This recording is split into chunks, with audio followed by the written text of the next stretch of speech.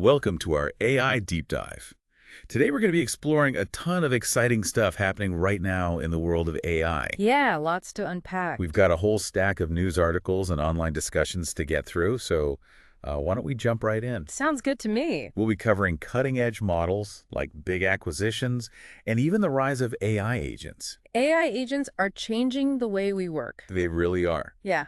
And one of the biggest stories that's been making headlines lately is Alibaba's new QWQ32B model. It's kind of amazing, actually. It's achieving performance levels comparable to models many times its size, even rivaling models like DeepSeek R1. Yeah, and it's fascinating because it's readily available. You can experiment with it on platforms like Hugging Face and QuinChat, That's right. so you can actually go and try it out and see what it can do. I encourage everyone to do that. Me too. Hmm.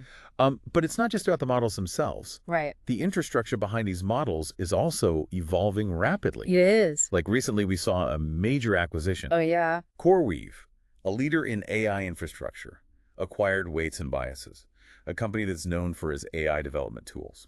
This acquisition really highlights the growing importance of specialized hardware and infrastructure. Exactly. As AI models become more complex, companies like CoreWeave are going to play a crucial role in providing the computing power to train and deploy them. It seems like the raw computing power needed to run these models is becoming just as important as the algorithms themselves. Absolutely.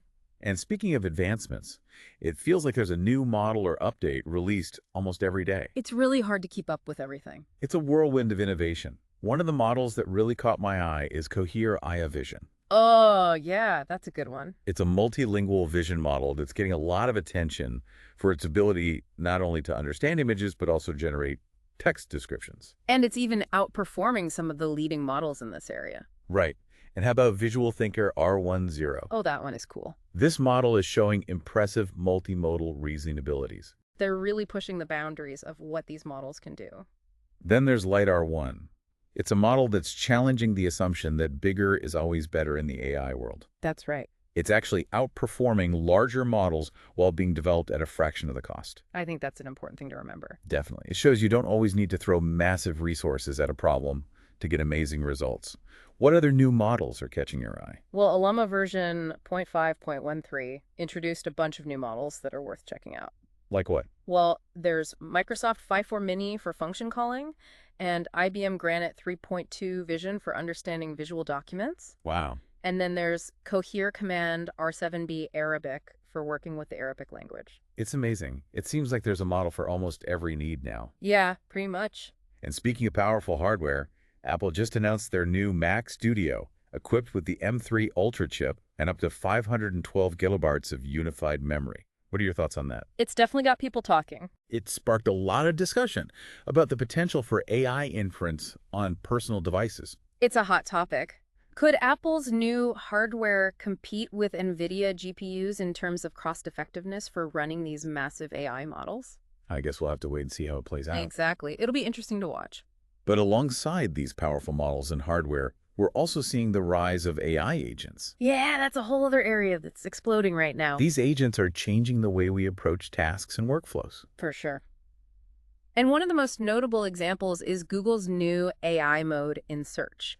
This goes way beyond simply providing AI-generated summaries. Right. Now you can have back-and-forth conversations with Google It's pretty wild. to find exactly what you need. That sounds like a huge change for search. Yes. And Google isn't the only one exploring this space. Right.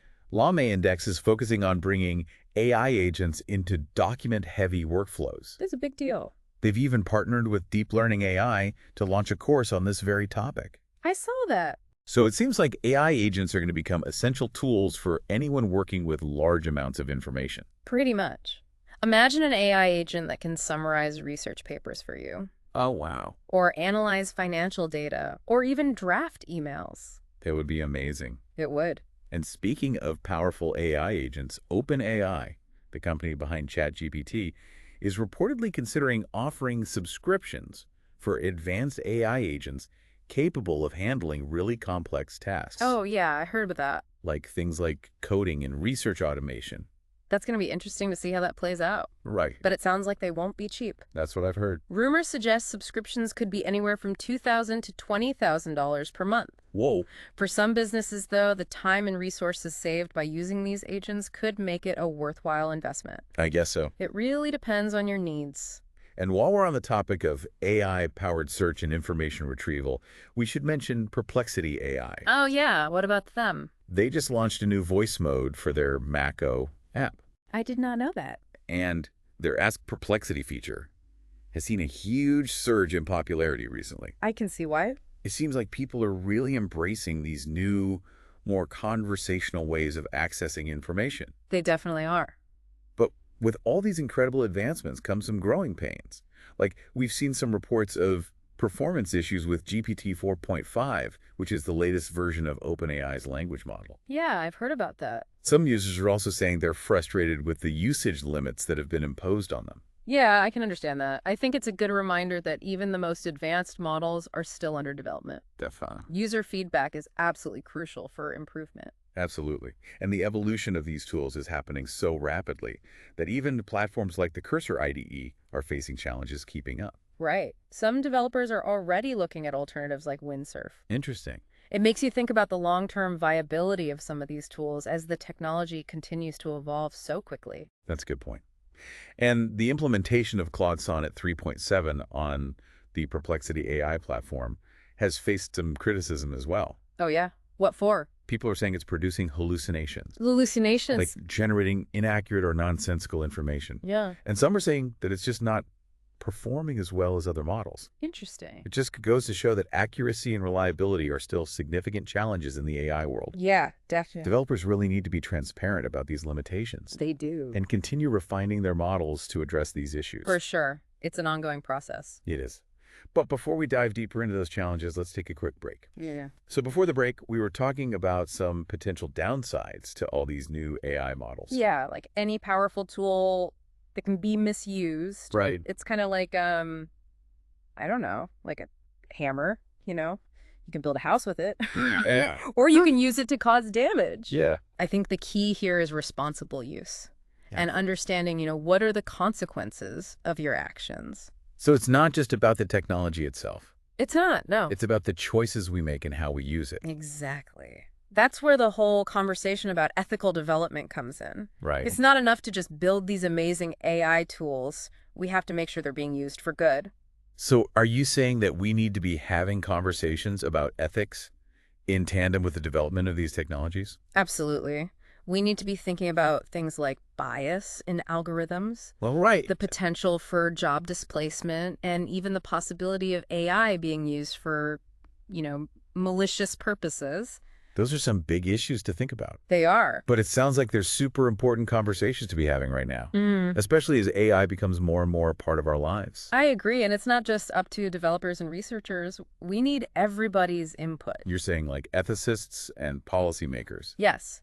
And everyday people as well. Ah. We need to make sure AI benefits everyone. So it's really a collaborative effort. It is. It's both exciting and a little daunting. I think that's a really good way to put it. There's so much potential for AI, but we have to be thoughtful and deliberate. So let's shift gears a little bit. We've talked a lot about models and infrastructure, but let's dive into a specific application of AI that's really gaining traction. Sure. AI agents. No, yeah. AI agents are becoming more and more integrated into our lives, aren't they? They are. I mean, think about virtual assistants. Right. They help us manage our schedules. Right. AI-powered chat bots are handling customer service inquiries. I mean, these agents are already changing the way we interact with technology and even with each other. And as AI technology continues to evolve, the capabilities of these agents are only going to increase. Exactly. I can imagine a future where AI agents manage our finances for us, book our travel, Oh, wow. even provide personalized health advice. It sounds almost too good to be true. I know. Huh. The potential applications are vast, and we've only just begun to explore them. But as these agents become more intelligent and capable, we need to make sure they're being used responsibly. Absolutely. We need to make sure that these agents are aligned with our values, our goals, and that there are safeguards in place to prevent misuse. So like thinking about data privacy, algorithmic bias. Yes, exactly. And transparency. It's all about making sure that these agents are acting in our best interests. It's a fascinating area, Hmm. but it's clear there are a lot of ethical considerations. There are, yeah. Lots to think about. So speaking of fascinating areas, let's talk about personalized AI.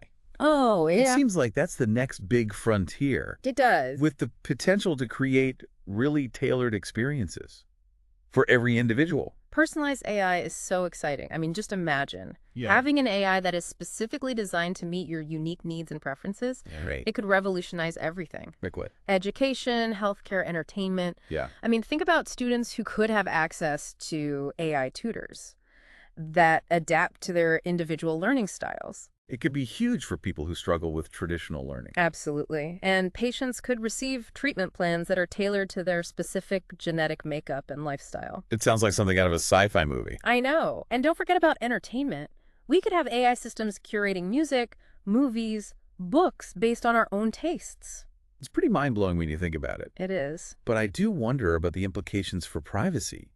If AI systems are collecting all this data about us, to create these personalized experiences, how do we make sure that information is protected? That's a good point. It's something that developers and policymakers need to think about very carefully. Yeah. We have to find that balance between personalization and privacy, Yeah. making sure that individuals have control over their data and that it's used responsibly. It's a complex issue, but I'm optimistic. With careful consideration and robust safeguards in place, we can harness the power of personalized AI and protect individual rights. I agree. It's a challenge, but it's worth it. So we've talked about a lot today. Cutting-edge models, Yeah. ethical implications of AI. It's clear this field is moving incredibly fast, It is. and it's important to stay informed about the latest developments. Absolutely. Staying informed and engaged is key, especially as AI becomes more and more a part of our daily lives. Why don't we shift gears and talk about what's happening in the AI community Okay. and highlight some of the tools and resources that are available to learn more? Sounds good. What's the community buzzing about these days? Well, first up, we have the popular Keras Deep Learning Library. They just released version 3.9.0, and it's packed with new features, performance enhancements, and bug fixes. That's great. I love Keras. It's so user-friendly. Me too. And Hugging Face, the go-to platform for AI models, just made things even easier. How so? Developers can now deploy their creations directly from the platform. They've also integrated billing with the Hugging Face login, so it's all in one place. That's really convenient. It is. And it's not just the big platforms making progress. Composio, a tool for building AI-powered apps, has simplified the process of integrating with popular platforms like Slack and Notion. That'll make it easier for people to incorporate AI into their everyday work, which could have a huge impact on productivity and efficiency. For sure. And speaking of everyday workflows, there's a lot of buzz over on the r/Local subreddit about llama.cpp. Oh, yeah. Llama.cpp. That's a really cool tool. It lets users run large language models on their own devices. So it gives people more control and privacy over their data. Exactly. People are saying it's easy to use and really powerful, even for people who aren't AI experts. That's great. Making these tools accessible is so important. It is. But even with all this amazing progress, there are still some challenges. All right. Not everything is perfect. Like we've seen mixed reviews for GPT 4.5, OpenAI's latest language model. Yeah. Some users are reporting issues with its coding performance, and there's a lot of frustration with the usage limits placed on Plus users. Makes sense. Even the most advanced models still have room for improvement. And user feedback is crucial for that. Definitely. And the technology is moving so fast that even established platforms like the Cursor IDE are struggling to keep up. It's true. I know some developers who are already looking at alternatives like Windsurf. It really does make you wonder about the long-term viability of some of these tools, right? As the technology keeps evolving. Because... And on the Perplexity AI platform, there's been some criticism of Claude Sonnet 3.7. Oh, really? Why is that? Users are saying it's prone to hallucinations. Hallucinations, huh? Interesting. Yeah, like generating inaccurate information. Oh, wow. And some say it's just not performing as well as other models. That's a good reminder that even with these advanced models, accuracy and reliability are still challenges. And developers need to be upfront about those limitations and keep working to improve them. Absolutely. It's an ongoing process. Yeah. But let's focus on a more positive area. The potential of AI processing on personal devices. Oh, yeah. That's a really exciting area. Having the power AI on our own devices would be amazing. Right. And with Apple's new Mac Studio, with the M3 Ultra chip and up to 512 gigabyte of unified memory, that possibility feels closer than ever. I can imagine so many possibilities. If we could run these powerful AI models locally on our own computers, like personalized AI assistants, advanced image and video editing tools, even really sophisticated research tools, all without needing cloud services or an internet connection. That would be a total game changer. It would. It would give so much power to individuals and smaller organizations who might not have access to those kinds of resources otherwise. That's a great point. But even of Apple's impressive hardware, there are still some hurdles. Yeah. Running these huge AI models locally takes a ton of processing power and energy. That's true. We have to think about the trade-offs, performance versus portability, energy consumption, all of that. But I think with the way hardware and software are advancing, we'll see more localized AI processing in the next few years. I think so too. It's definitely something to keep an eye on. And another trend to watch is the rise of AI agents. Absolutely. AI agents are already automating tasks and streamlining workflows in a bunch of different industries. Like customer service. Yeah. I've noticed a lot of companies using AI chatbots now to handle those basic inquiries. Right. And that frees up human agents to focus on the more complex issues. And what about marketing? Are you seeing AI being used there? Oh, yeah, for sure. AI is being used to personalize content recommendations, optimize ad campaigns, and some AI agents can even generate marketing materials. Oh, wow. It's amazing. And in finance, AI agents are analyzing market trends, managing investments, and even detecting fraud. Exactly. The possibilities are endless. It really does seem like AI agents have the potential to revolutionize just about every industry. But it makes you wonder what's going to happen to all the jobs, right? That's the big question, isn't it? As AI takes on more and more tasks, what does that mean for human workers? I think it's a combination of things. Some jobs will definitely be automated. There's no doubt about that. Right. But AI will also create new jobs, and it will change the skills that are needed in the workforce. So it's really about adapting.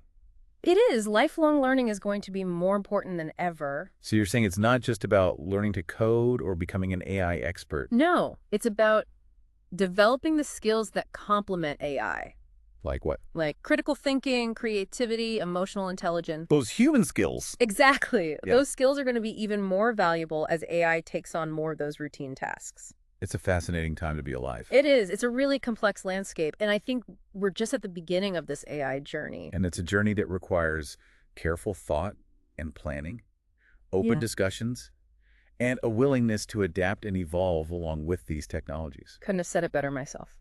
Well, hey, it's time to wrap up part 2 of our AI deep dive. We'll be back in a few minutes with our final thoughts.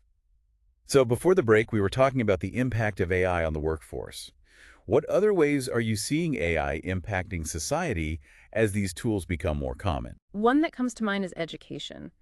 AI-powered tutoring systems have so much potential. I see what you mean. Imagine personalized instruction for each student, like tailored to their specific learning style. That could be a game changer, especially for students who struggle in traditional classrooms. I think so too. Sure. And for teachers, AI could really help automate things like grading and giving feedback, so they have more time for one-on-one interaction. So it's not about replacing teachers. Not at all. It's about giving them better tools. Exactly. So AI isn't just about robots taking over. Right. It's about using technology to improve things, enhance our abilities, create more effective learning environments. That makes a lot of sense. What about healthcare? Are there any interesting applications of AI there? Oh, tons. AI is already being used to develop new diagnostic tools, personalized treatment plans, even assist with surgery. For instance, AI algorithms can analyze medical images to spot patterns Wow. that a human doctor might miss, leading to earlier and more accurate diagnoses. That's incredible. AI could really revolutionize healthcare. I think so. And as AI technology gets even better, we can expect even more amazing applications. But, Wow. like we've been talking about, it's important to be cautious, Right. approach these developments carefully. Because it's easy to get excited about the possibilities. Yeah. But we need to be aware of the potential problems too. Like what?